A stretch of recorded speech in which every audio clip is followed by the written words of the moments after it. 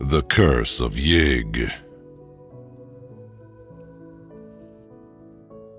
In 1925, I went into Oklahoma looking for snake lore, and I came out with a fear of snakes that will last me the rest of my life. I admit it is foolish, since there are natural explanations for everything I saw and heard, but it masters me nonetheless. If the story had been all there was to it, I would not have been so badly shaken. My work as an American Indian ethnologist has hardened me to all kinds of extravagant legendry, and I know that simple white people can beat the Redskins at their own game when it comes to fanciful inventions. But I can't forget what I saw with my own eyes at the insane asylum in Guthrie. I called at that asylum because a few of the oldest settlers told me I would find something important there. Neither Indians nor white men would discuss the snake god legends I had come to trace. The oil boom newcomers, of course, knew nothing of such matters, and the red man and old pioneers were plainly frightened when I spoke of them. Not more than 6 or 7 people mentioned the asylum, and those who did were careful to talk in whispers, but the whisperers said that Dr. McNeil could show me a very terrible relic and tell me all I wanted to know. He could explain why Yig, the half-human father of serpents, is a shunned and feared object in central Oklahoma, and why old settlers shiver at the secret Indian orgies, which make the autumn days and nights hideous with the ceaseless beating of tom-toms in lonely places. It was with the scent of a hound on the trail that I went to Guthrie, for I had spent many years collecting data on the evolution of serpent worship among the Indians. I had always felt, from well-defined undertones of legend and archaeology, that great Quetzalcoatl, benign snake god of the Mexicans, had an older and darker prototype, and during recent months I had well-nigh proved it in a series of researches stretching from Guatemala to the Oklahoma plains. But everything was tantalizing and incomplete, for above the border the cult of the snake was hedged about by fear and furtiveness. Now it appeared that a new and copious source of data was about to dawn, and I sought the head of the asylum with an eagerness I did not try to cloak. Dr. McNeil was a small, clean-shaven man of somewhat advanced years, and I saw at once from his speech and manner that he was a scholar of no mean attainments in many branches outside his profession. Grave and doubtful when I first made known my errand, his face grew thoughtful as he carefully scanned my credentials and the letter of introduction which a kindly old ex-Indian agent had given me. "So, you've been studying the Yig legend, eh?" he reflected sententiously. "I know that many of our Oklahoma ethnologists have tried to connect it with Quetzalcoatl, but I don't think any of them have traced the intermediate steps so well. You've done remarkable work for a man as young as you seem to be, and you certainly deserve all the data we can give. I don't suppose old Major Moore or any of the others told you what it is I have here. They don't like to talk about it, and, well, neither do I. It is very tragic and very horrible, but that is all. I refuse to consider it anything supernatural.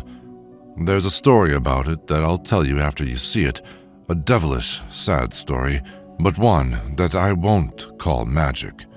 It merely shows the potency that belief has over some people.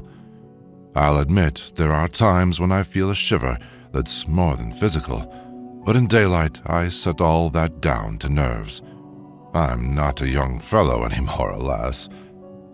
To come to the point, the thing I have is what you might call a victim of Yig's curse, a physically living victim. We don't let the bulk of the nurses see it, although most of them know it's here. There are just 2 steady old chaps whom I let feed it and clean out its quarters. Used to be 3, but good old Stevens passed on a few years ago. I suppose I'll have to break in a new group pretty soon, for the thing doesn't seem to age or change much, and we old boys can't last forever. Maybe the ethics of the near future will let us give it a merciful release, but it's hard to tell. Did you see that single ground glass basement window over in the east wing when you came up the drive? That's where it is. I'll take you there myself now. You needn't make any comment, just look through the movable panel in the door. And thank God, the light isn't any stronger. Then I'll tell you the story, or as much as I've been able to piece together. We walked downstairs very quietly and did not talk as we threaded the corridors of the seemingly deserted basement. Dr. McNeil unlocked a gray-painted steel door, but it was only a bulkhead leading to a further stretch of hallway. At length, he paused before a door marked B116, opened a small observation panel which he could use only by standing on a tiptoe, and pounded several times upon the painted metal as if to arouse the occupant, whatever it might be. A faint stench came from the aperture as the doctor unclosed it, and I fancied his pounding elicited a kind of low, hissing response. Finally, he motioned me to replace him at the peephole, and I did so with a causeless and increasing tremor.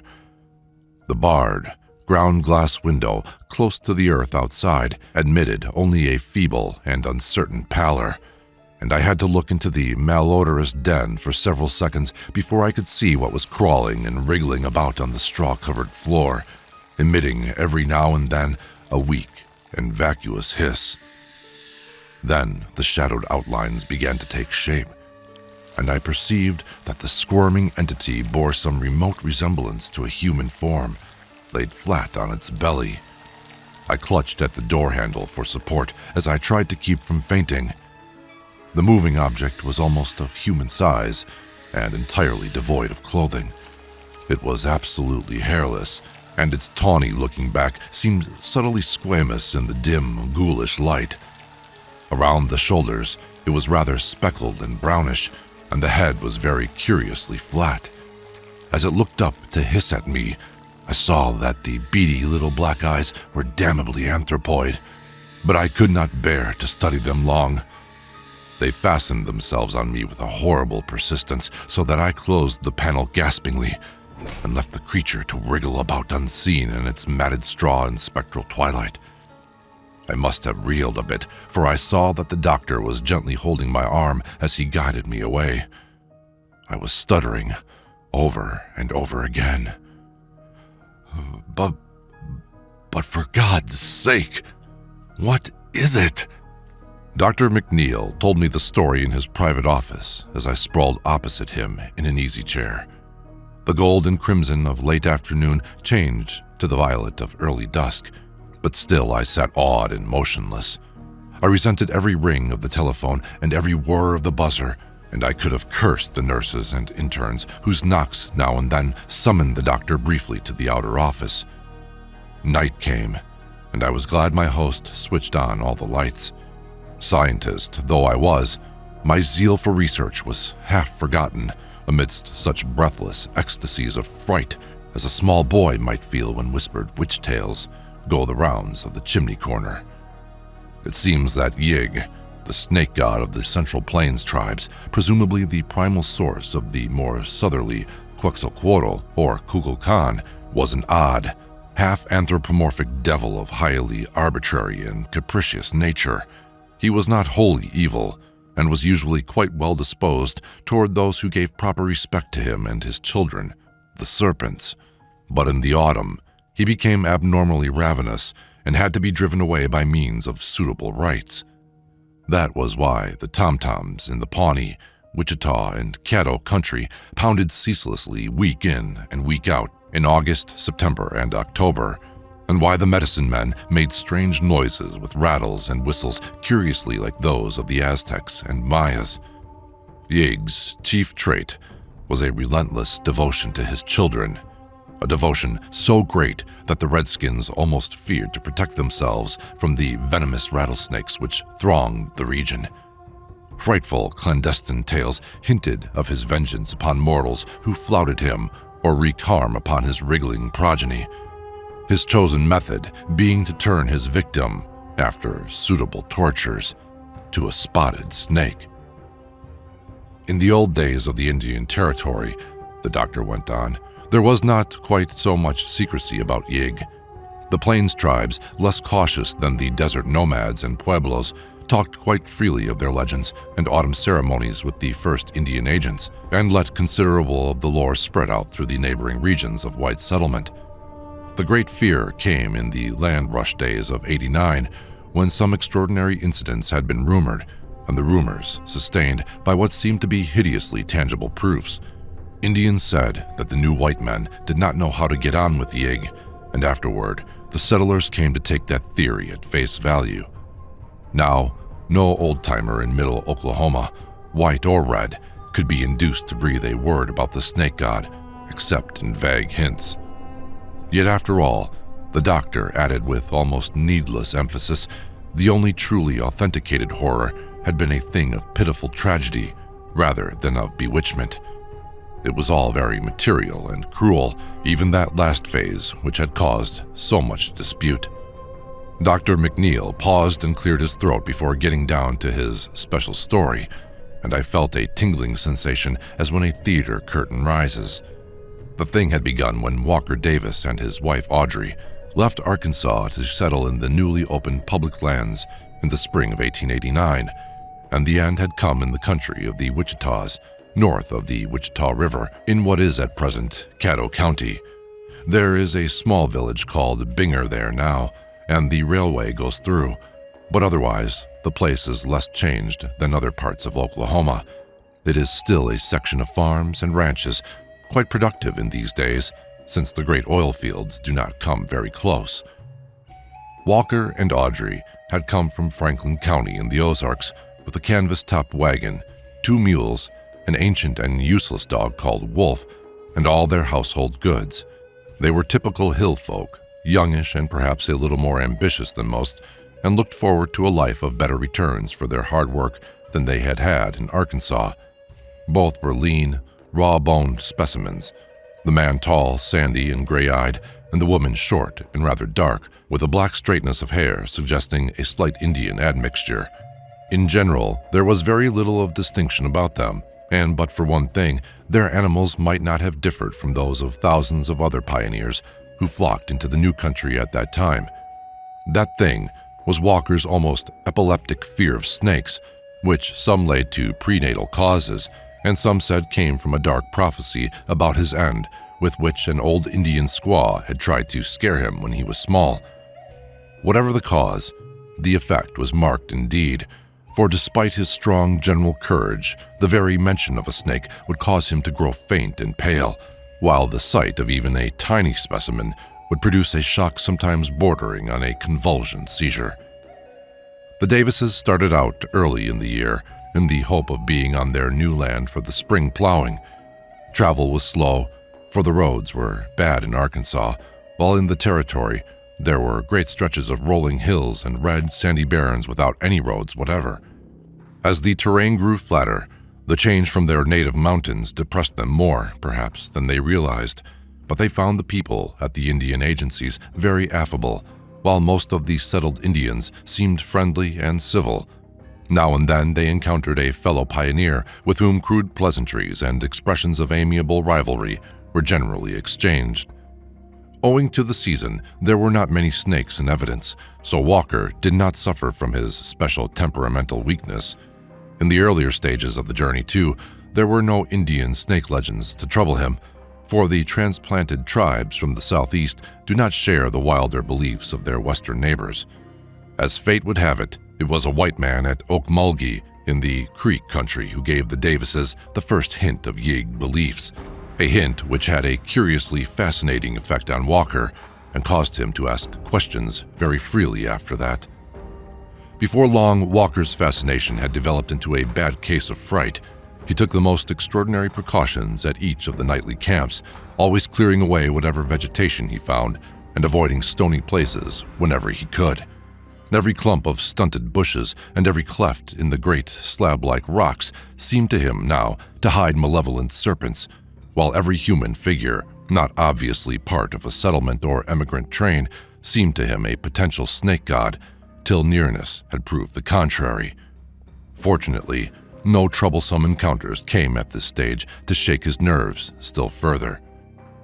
As they approached the Kickapoo country, they found it harder and harder to avoid camping near rocks. Finally, it was no longer possible, and poor Walker was reduced to the puerile expedient of droning some of the rustic anti-snake charms he had learned in his boyhood. 2 or 3 times, a snake was really glimpsed, and these sights did not help the sufferer in his efforts to preserve composure.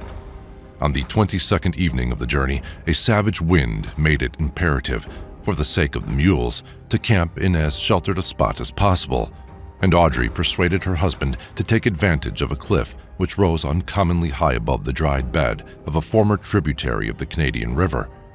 He did not like the rocky cast of the place, but allowed himself to be overruled this once, leading the animals sullenly toward the protecting slope, which the nature of the ground would not allow the wagon to approach.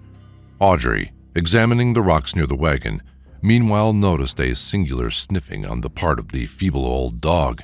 Seizing a rifle, she followed his lead, and presently thanked her stars that she had forestalled Walker in her discovery, for there, snugly nested in the gap between 2 boulders, was a sight it would have done him no good to see. Visible only as one convoluted expanse, but perhaps comprising as many as 3 or 4 separate units, was a mass of lazy wriggling which could not be other than a brood of newborn rattlesnakes.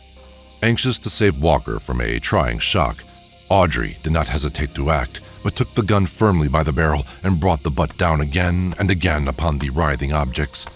Her own sense of loathing was great, but it did not amount to a real fear.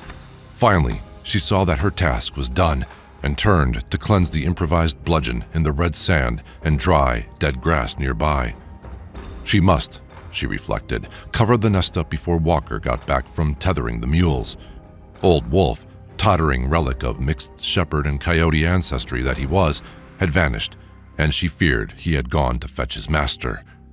Footsteps at that instant proved her fear well-founded. A second more, and Walker had seen everything. Audrey made a move to catch him if he should faint, but he did no more than sway. Then the look of pure fright on his bloodless face turned slowly to something like mingled awe and anger, and he began to upbraid his wife in trembling tones. "Gawd's sake, Aud, but why'd ye go for to do that? Hain't ye heard of all the things they've been telling about this snake devil Yig? Ye ought to have told me, and we'd have moved on. Don't ye know they's a devil god what gets even if ye hurts his children? What's for do you think the Injuns all dances and beats their drums in the fall about? This land's under a curse, I tell you. Nigh every soul we've talked to since we come in's said the same. Yig rules here, and he comes out every fall for to get his victims and turn 'em into snakes. Why, Aud, they won't none of them Injuns across the Canadian kill a snake for love nor money. God knows what you done to yourself, gal, a stomping out a hull brood of Yig's children. He'll get ye, sure, sooner or later, unless I can buy a charm off'n some of the Injun medicine man. He'll get ye, Aud. As sure as there's a God in heaven, he'll come out of the night and turn ye into a crawling, spotted snake." All the rest of the journey, Walker kept up the frightened reproofs and prophecies. They crossed the Canadian near Newcastle, and soon afterward met with the first of the real Plains Indians they had seen, a party of blanketed Wichitas whose leader talked freely under the spell of the whiskey offered him and taught poor Walker a long-winded protective charm against Yig in exchange for a quart bottle of the same inspiring fluid. By the end of the week, the chosen site in the Wichita country was reached, and the Davises made haste to trace their boundaries and perform the spring plowing before even beginning the construction of a cabin. The region was flat, drearily windy, and sparse of natural vegetation, but promised great fertility under cultivation. Occasional outcroppings of granite diversified a soil of decomposed red sandstone, and here and there a great flat rock would stretch along the surface of the ground like a man-made floor. There seemed to be a very few snakes, or possible dens for them. So Audrey at last persuaded Walker to build the one-room cabin over a vast, smooth slab of exposed stone. With such a flooring and with a good-sized fireplace, the wettest weather might be defied, though it soon became evident that dampness was no salient quality of the district. Logs were hauled in the wagon from the nearest belt of woods, many miles toward the Wichita Mountains. Walker built his wide chimneyed cabin and crude barn with the aid of some of the other settlers, though the nearest one was over a mile away. In turn, he helped his helpers at similar house raisings, so that many ties of friendship sprang up between the new neighbors. There was no town, worthy the name, nearer than El Reno, on the railway 30 miles or more to the northeast, and before many weeks had passed, the people of the section had become very cohesive, despite the wideness of their scattering. The Indians, a few of whom had begun to settle down on ranches, were for the most part harmless, though somewhat quarrelsome when fired by the liquid stimulation which found its way to them, despite all government bans. Of all the neighbors, the Davises found Joe and Sally Compton, who likewise hailed from Arkansas, the most helpful and congenial. Sally is still alive, known now as Grandma Compton, and her son Clyde, then an infant in arms, has become one of the leading men of the state. Sally and Audrey used to visit each other often, for their cabins were only 2 miles apart, and in the long spring and summer afternoons they exchanged many a tale of old Arkansas and many a rumor about the new country. Sally was very sympathetic about Walker's weakness regarding snakes, but perhaps did more to aggravate than cure the parallel nervousness which Audrey was acquiring through his incessant praying and prophesying about the curse of Yig. She was uncommonly full of gruesome snake stories, and produced a direfully strong impression with her acknowledged masterpiece, the tale of a man in Scott County who had been bitten by a whole horde of rattlers at once and had swelled so monstrously from poison that his body had finally burst with a pop. Needless to say, Audrey did not repeat this anecdote to her husband, and she implored the Comptons to be aware of starting it on the rounds of the countryside. It is to Joe's and Sally's credit that they heeded this plea with the utmost fidelity. Walker did his corn planting early, and in midsummer improved his time by harvesting a fair crop of the native grass of the region. With the help of Joe Compton, he dug a well which gave a moderate supply of very good water, though he planned to sink an artesian later on. He did not run into many serious snake scares, and made his land as inhospitable as possible for wriggling visitors. Every now and then, he rode over to the cluster of thatched, conical huts which formed the main village of the Wichitas, and talked long with the old men and shamans about the snake god and how to nullify his wrath. Charms were always ready in exchange for whiskey, but much of the information he got was far from reassuring. Yig was a great god. He was bad medicine. He did not forget things. In the autumn, his children were hungry and wild, and Yig was hungry and wild too. All the tribes made medicine against Yig when the corn harvest came. They gave him some corn and danced in proper regalia to the sound of whistle, rattle, and drum. They kept the drums pounding to drive Yig away and called down the aid of Tirawa, whose children men are, even as the snakes are Yig's children. It was bad that the squaw of Davis killed the children of Yig. Let Davis say the charms many times when the corn harvest comes. Yig is Yig. Yig is a great god. By the time the corn harvest did come, Walker had succeeded in getting his wife into a deplorably jumpy state. His prayers and borrowed incantations came to be a nuisance, and when the autumn rites of the Indians began, there was always a distant, wind-borne pounding of tom-toms to lend an added background of the sinister. It was maddening to have the muffled clatter always stealing over the wide red plains. Why would it never stop? Day and night, week on week, it was always going in exhaustless relays, as persistently as the red, dusty winds that carried it. Audrey loathed it more than her husband did, for he saw in it a compensating element of protection. It was with this sense of a mighty, intangible bulwark against evil that he got in his corn crop and prepared cabin and stable for the coming winter. The autumn was abnormally warm, and except for their primitive cookery, the Davises found scant use for the stone fireplace Walker had built with such care. Something in the unnaturalness of the hot dust clouds preyed on the nerves of all the settlers, but most of all on Audrey's and Walker's. The notions of a hovering snake curse and the weird, endless rhythm of the distant Indian drums formed a bad combination, which any added element of the bizarre went far to render utterly unendurable. Notwithstanding this strain, several festive gatherings were held at one or another of the cabins after the crops were reaped, keeping naively alive in modernity those curious rites of the harvest home, which are as old as human agriculture itself. Lafayette Smith, who came from southern Missouri and had a cabin about 3 miles east of Walker's, was a very passable fiddler, and his tunes did much to make the celebrants forget the monotonous beating of the distant tom-toms. Then Halloween drew near, and the settlers planned another frolic, this time, had they but known it, of a lineage older than even agriculture. The dread witch Sabbath of the primal pre-Aryans, kept alive through the ages in the midnight blackness of secret woods, and still hinting at vague terrors under its latter-day mask of comedy and lightness. Halloween was to fall on a Thursday, and the neighbors agreed to gather for their first revel at the Davis cabin. It was on that 31st of October that the warm spell broke. The morning was gray and leaden, and by noon the incessant winds had changed from searingness to rawness. People shivered all the more because they were not prepared for the chill, and Walker Davis's old dog, Wolf, dragged himself wearily indoors to a place beside the hearth. But the distant drums still thumped on, nor were the white citizenry less inclined to pursue their chosen rites. As early as 4 in the afternoon, the wagons began to arrive at Walker's cabin, and in the evening, after a memorable barbecue, Lafayette Smith's fiddle inspired a very fair-sized company to great feats of saltatory grotesqueness in the one good-sized but crowded room.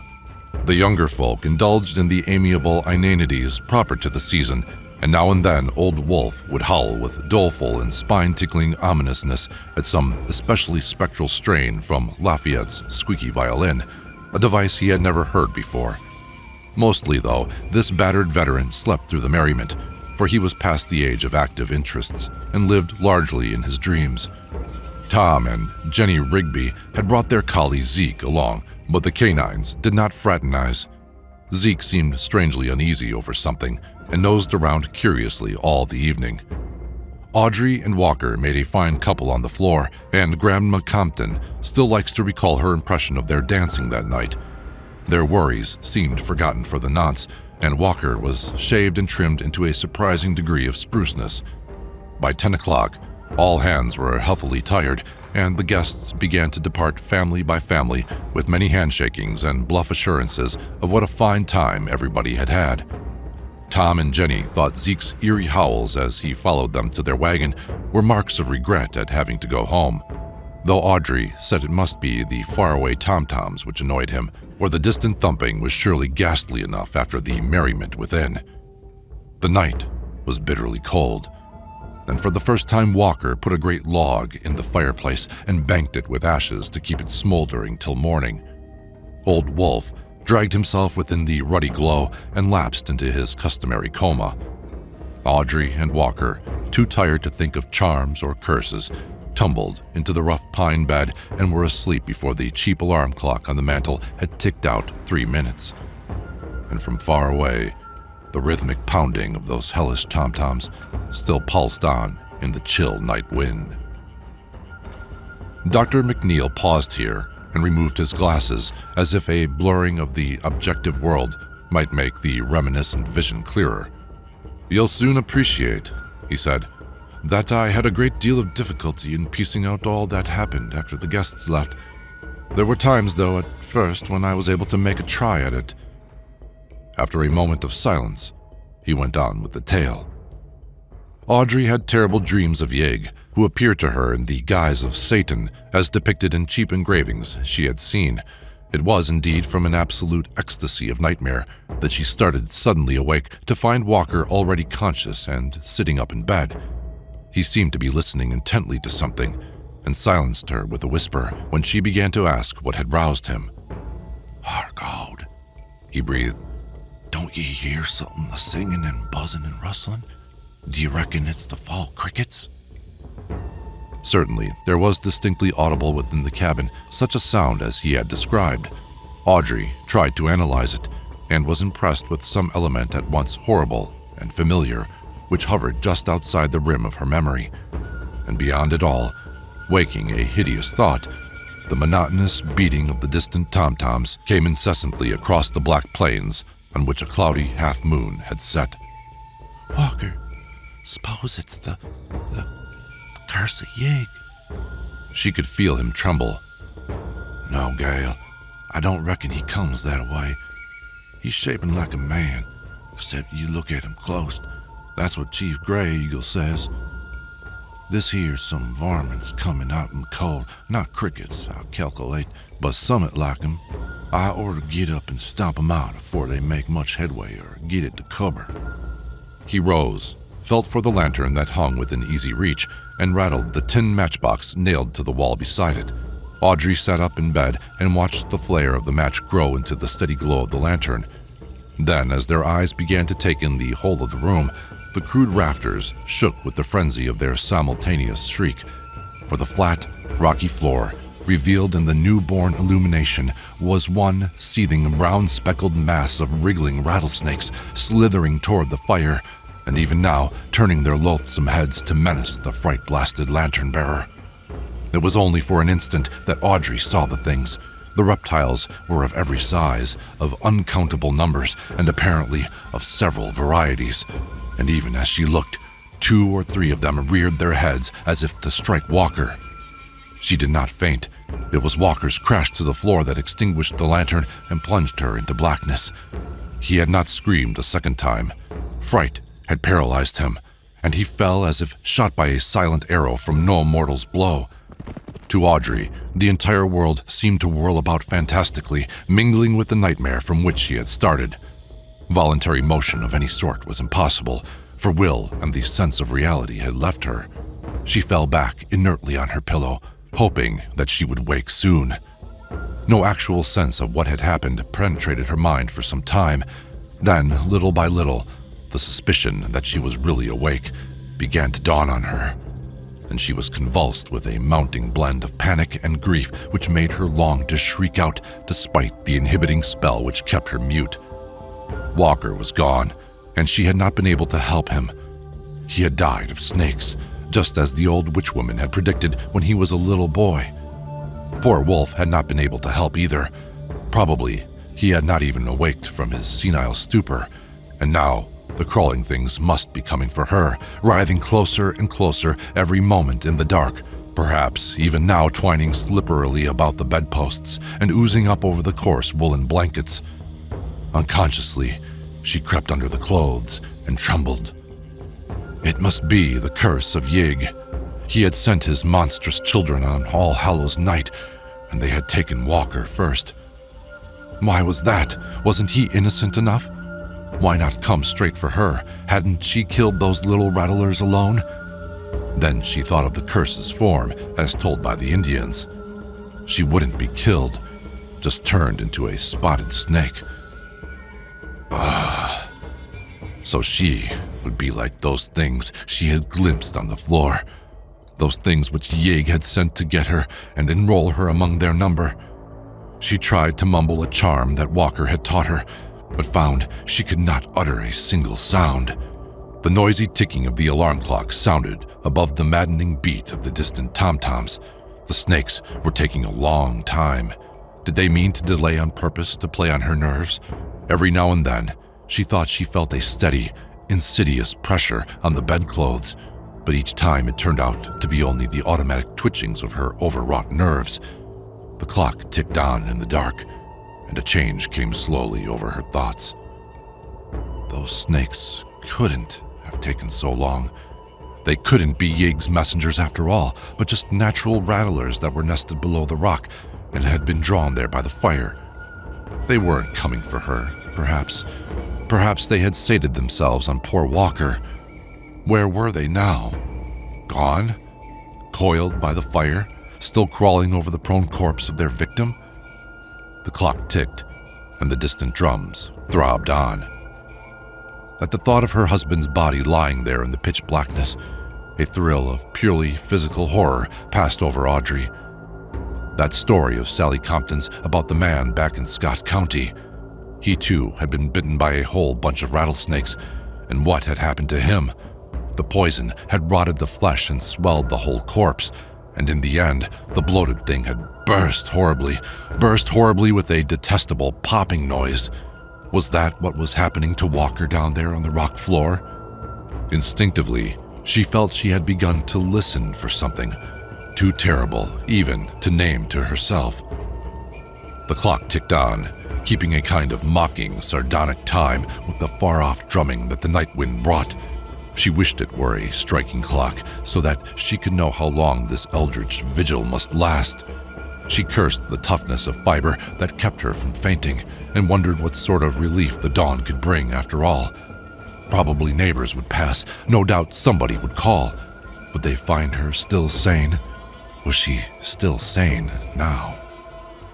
Morbidly listening, Audrey all at once became aware of something which she had to verify with every effort of her will before she could believe it, and which, once verified, she did not know whether to welcome or dread. The distant beating of the Indian tom-toms had ceased. They had always maddened her, but had not Walker regarded them as a bulwark against nameless evil from outside the universe? What were some of the things he had repeated to her in whispers after talking with Gray Eagle and the Wichita medicine men? She did not relish this new and sudden silence after all. There was something sinister about it. The loud ticking clock seemed abnormal in its new loneliness. Capable at last of conscious motion, she shook the covers from her face and looked into the darkness toward the window. It must have cleared after the moon set, for she saw the square aperture distinctly against the background of stars. Then, without warning, came that shocking, unutterable sound. That dull, putrid pop of cleft skin and escaping poison in the dark. God! Sally's story. That obscene stench and this gnawing, clawing silence. It was too much. The bonds of muteness snapped, and the black night waxed reverberant with Audrey's screams of stark, unbridled frenzy. Consciousness did not pass away with the shock. How merciful, if only it had. Amidst the echoes of her shrieking, Audrey still saw the star-sprinkled square window ahead, and heard the doom-boding ticking of that frightful clock. Did she hear another sound? Was that square window still a perfect square? She was in no condition to weigh the evidence of her senses or distinguish between fact and hallucination. No, that window was not a perfect square. Something had encroached on the lower edge. Nor was the ticking of the clock the only sound in the room. There was, beyond dispute, a heavy breathing, neither her own nor poor Wolf's. Wolf slept very silently, and his wakeful wheezing was unmistakable. Then, Audrey saw against the stars the black, demoniac silhouette of something anthropoid, the undulant bulk of a gigantic head and shoulders fumbling slowly toward her. Go away, snake devil, go away, Yig. I didn't mean to kill him. I was feared he'd be scared of him. Don't, Yig. I didn't go for to hurt your chillin'. Don't come nigh me. Don't change me into no spotted snake. But the half-formless head and shoulders only lurched onward toward the bed, very silently. Everything snapped at once inside Audrey's head, and in a second she had turned from a cowering child into a raging madwoman. She knew where the axe was, hung against the wall on those pegs near the lantern. It was within easy reach, and she could find it in the dark. Before she was conscious of anything further, it was in her hands, and she was creeping toward the foot of the bed, towards the monstrous head and shoulders that every moment groped their way nearer. Had there been any light, the look on her face would not have been pleasant to see. "Take that, you, and that, and that, and that!"